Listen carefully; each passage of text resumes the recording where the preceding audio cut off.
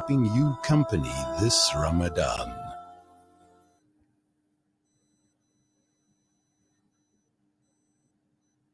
Right, let's talk now to Moeshfieka Botha, who often will speak on different platforms around managing your consumer debt, which I think is even more pronounced now in the light of the interest rates hike of what 0.5%. In fact, yesterday, so huge concerns around that. Maybe we'll chat about that in just a moment. But we're going to talk about something rather different to start with. So, Moeshfieka, appreciate your time. Assalamu alaikum, and thanks for joining us. Wa alaikum salam. Shukran so Thank much, you. Jazakallah, for having me. Thank you. So we could talk about other things, but that's not why we're talking. Okay, we're talking about something that of interest that happened to you a few days ago, that you posted on your Instagram posts, and I, of course, as I would normally do, scouring and looking at new things that people do. Suddenly picked it up, and I found that it was really interesting. So I thought, let me play back what happened on air on ENCA a few days ago.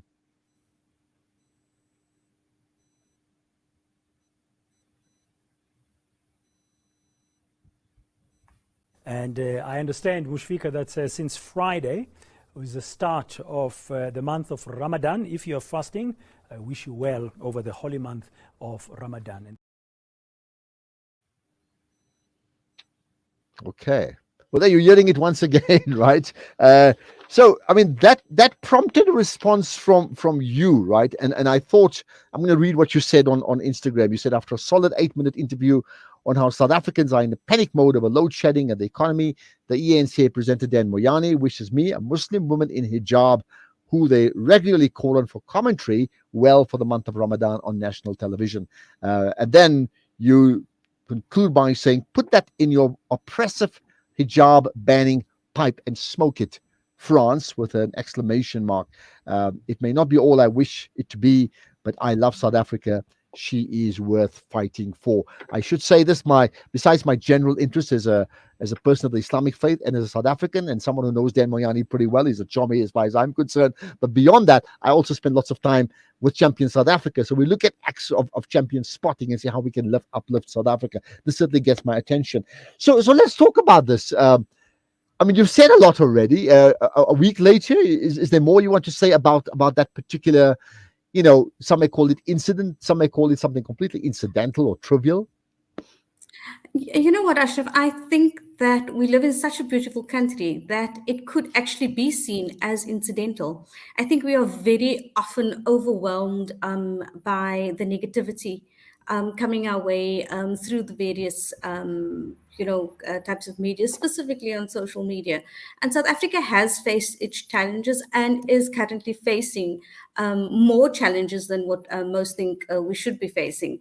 But that does not take away from the beauty of the people of this country. It does not take away from the fact that people sacrificed and died for the democracy we now enjoy. And that democracy also gives us the platform as Muslims to proudly display our religion, to proudly be able to be commended for it, to be called out for it in a positive way on national television. And I think sometimes we take that for granted.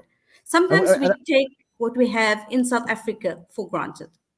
Well, I think you're right that we take it for granted. I mean, those are they seem insignificant acts, but what they do, they reflect the South Africa we live in, where spaces continuously are opened up for us all the time, and therefore we need to reciprocate and open up other spaces. So you're quite right. It could well be incidental, but the reality is it's a very normal thing in South African society, and therefore your point about linking it to France. I mean, there's a specific reason why you've done that, right? And make the comparison. Tell me about that, because we're talking about the land of of liberty and fraternity. We're also talking about the land of colonialism and pillaging. So, with all due respect, we are also, in the greater scheme of things, we also the global space often looks to France and other European countries as first world countries, and South Africa as a lesser version of that. On the other hand, if I look at France and what France the rights of Muslims that France have been infringing upon, also the fact that France does its very best to, stop women from wearing hijab. And here we've got, that's your first world country. That's your first world country. That is now supposedly the standard that we should all aspire to being. And very honestly, I would rather be in my lesser level country, for want of a better phrase. I don't think it is, but I would rather be in South Africa. I would rather be in South Africa facing the difficulties that I do not that France isn't facing its difficulties. Mainstream media might just not. There's been massive protests there, as you know, as well. I mean, Exactly, exactly. massive protests. It's just not covered on mainstream media, mainstream Western media as what it could be. But you know what? Yes, I, as a Muslim woman wearing hijab, I am immensely grateful that I am in South Africa and not in France. Let me put it that. Well, I concur with you. I'm happy to go and visit all those European countries on holiday, but at the moment, my heart and my commitment is to my home country, and I think that's why it's so important. But just on the Dan Mayani story, when he wished you Ramadan Mubarak, were you like chuffed? He's like, oh, that's cute. Yes, I was. I thought it very sweet. I thought it very, the fact that he thought about it, because it was a conscious effort. It was a conscious thought. You know what? It was a conscious thought and therefore a conscious comment. And I was really, I was very happy about it. I must say, it really made me feel good. Which means you identify who you were up front. I mean, and that's important. Yes. Well, I mean, if I can, I don't often do this, but I want to just share my own story that happened a few years ago, which is particularly interesting. I went for the Hajj in 1438, I think it was, so 2017, right? And on my return, about a month later, I was the program director at some something with KZN politics, okay? And it's interesting. In that audience of 200 people, I was the only Muslim in the entire audience, okay? But I was the MC, I was the program director.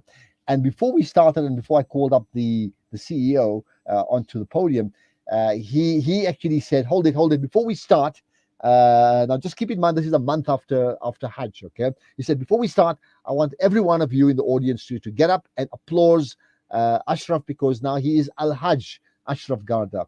And 300 people applauded me using that very West African way of identifying and say Al-Hajj, right? And celebrated the fact that I've just performed an important religious rite for myself, but I'm still a very critical part of my country. And that is similar to yours. I mean, that is something I've repeated often. That's what makes South Africa what it is, and I think it's pretty special. Absolutely. And, I think it's very special that we recognize that we have a role to play. And that we, I must say, a woman in hijab. I've been in the financial industry for quite some time, and you have to sometimes be quite assertive in order to maintain your space within that space. But I do think that right now, after 15, 20 years, we are at a space where national television calls up a woman of color in hijab and says, can we have your commentary on that? Because it does also show that there is credibility, there is respect, and there is an understanding that we are part of society. We are part of mainstream society, and therefore we get to comment credibly on what is taking place in mainstream society. And again, I say we take it for granted. But South Africa, with all her flaws, is a beautiful, beautiful place. And like I said in my post, with the Dan Muyanis and with everybody else who makes the effort to recognize our diversity, yet our credibility within the space. South Africa is worth fighting for.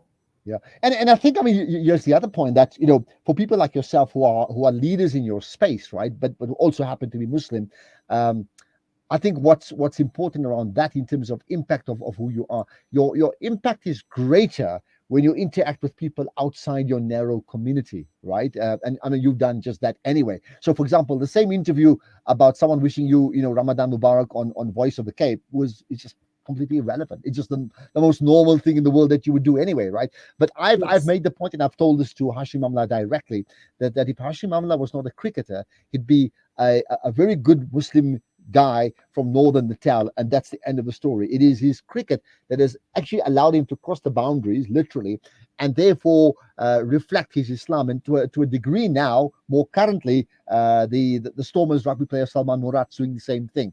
He went for Umrah just recently, but he's a rugby player, and he plays rugby. And he said the fact that I'm injured allowed me the opportunity to play rugby, to go for Umrah during Ramadan or just before Ramadan. So it's the crossover and the impact of our faiths outside of our narrow faiths. I think that is most impactful, and clearly you're doing just that, and you've done that. Yeah, alhamdulillah. And I think we need to open up the platforms. We need to open up the platforms for more Muslim people to be able to step up and say, you know what, this is who I am, and I am Muslim. Or Yeah, rather, good I point. am Muslim and this is who I am. And then take it and, you know what, get it out, get who we are and what we do and our value to society, not only within the confines of our space, but out there, so that there is, so that the narrative can be that, you know what, Muslim people have value within their space, within the broader space. Of South Africa as well, and be that in politics, be that in finance, be that in sport, be that in entertainment and education. You know what? I think that it is important that we realize and that we also step up and own the space. Step up and Absolutely. own the Maybe space and proudly do well, so. well, you do that, and maybe with that in mind, let's wrap up with the other part, the fact that you have a hijab, the fact that you're Muslim, the fact that it's Ramadan. We'll put all that aside. So, by the way, the fact that interest rates went up yesterday, there's a shrinking economy, people have less money in their pockets. You've got a minute and a half to give them advice as to what to do next. Um, Look, South Africa has a consumer debt of 2.3 trillion rand. We have a problem. People need to stop putting their heads in the sand, get out of denial, acknowledge that there's a problem, get to know your financial circumstances, take out those emails, take out those letters, get to know how much you owe, get to know what you owe them to, get to know your terms of your debt, get to know your interest rates of your debt, and then start putting whatever extra cash you may have into your debt. South Africa has a problem.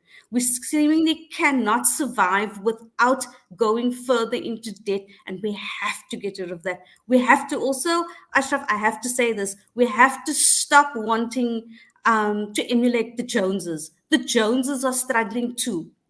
There is no shame in acknowledging that you are struggling financially. Start looking for solutions to the problem. But firstly, we have to acknowledge the problem. We have to start talking about money. We have to get the taboo, the guilt, and the shame away from speaking about money. It affects every aspect of our lives. And Yeah, and yeah, yeah, yeah. I think that that's that's well put. Let me wrap up with this. I think your advice is absolutely spot on, and hopefully, we all will use it. But here's the last thing in 30 seconds. Some may say that the critic may say, we hear all of that. We've got the emails, we know the terms, we just don't have enough money. What's your advice for someone who is either unemployed or even employed who still doesn't have enough money? How can they grow forms of revenue streams to be able to then settle all those debts that they have and then live a life beyond debt or outside of debt? First, I have to say I acknowledge that situation because you get very many commentators. Oh no, you must invest and you must save. And I'm of the opinion that most South Africans don't have the resources to save. Most South Africans are currently looking at what do I do to survive. So there are two streams that I would suggest. Is one, we have to look at cutting down on how we do things. And we're not saying if you can't take physical money and put it into a bank account or put it under the mattress, look at how we are living, look at where we can cut down on the way that we do things, on how we use electricity when we do have it, on how our water usage, on our the manner in which we make food. Are we going for takeaways all the time? Are we making food and being able to freeze it and use it over 2 days? The manner in which we travel. How many people are traveling in a car? Does the family need two cars? You know what? We have to start saying, there's no shame in changing the way we do things so that we can save money in that way. And the second way, I would say to South Africans that you have to start looking at the side hustle. You know what? COVID brought that about very, very clearly, in that there were people who changed from their existing jobs to current methods of employment and current methods of gaining income that were never on the cards for them. And I think that we have to start doing that. We have to start envisioning. We have to start saying, okay, I might not be able to have my own separate business, but you know what? I might be able to, for the next 6 months or so, be able to take on a second job. I might be able to take the passion that I have for something and turn it into making money. But what we cannot do is do nothing. What we cannot do is do nothing. As a country, we are prone to doing that. And with right now, with interest rates at what they are, we have to start taking responsibility for our finances. And that's where we're going to leave it. Moeshfieka, Botha, appreciate your time. Yeah, fascinating insights. Two parts of two sides of Moeshfieka, Botha, which hopefully you as an audience would have found fascinating as indeed as I do. So appreciate your time. Thank you so much. There you are. Not just a consumer expert, but a Muslim, a committed South African, and a champion in his space, and the type of people that when we talk about finding and building the champions needed to build a champion nation, well, there you are. Just look no further than Moeshfieka Botha. But also that point about understanding the great thing about South Africa. When you look at what are the great features of South Africa, this is one of them. South Africa's ability, by and large, to open up spaces for people of different persuasions to live in this country, to be able to progress in this country without asking them to compromise their morals and their ethics and the way they display themselves, not just privately, but definitely publicly. This is South Africa. Until Monday then, Assalamu alaikum and Jummah Mubarak to you.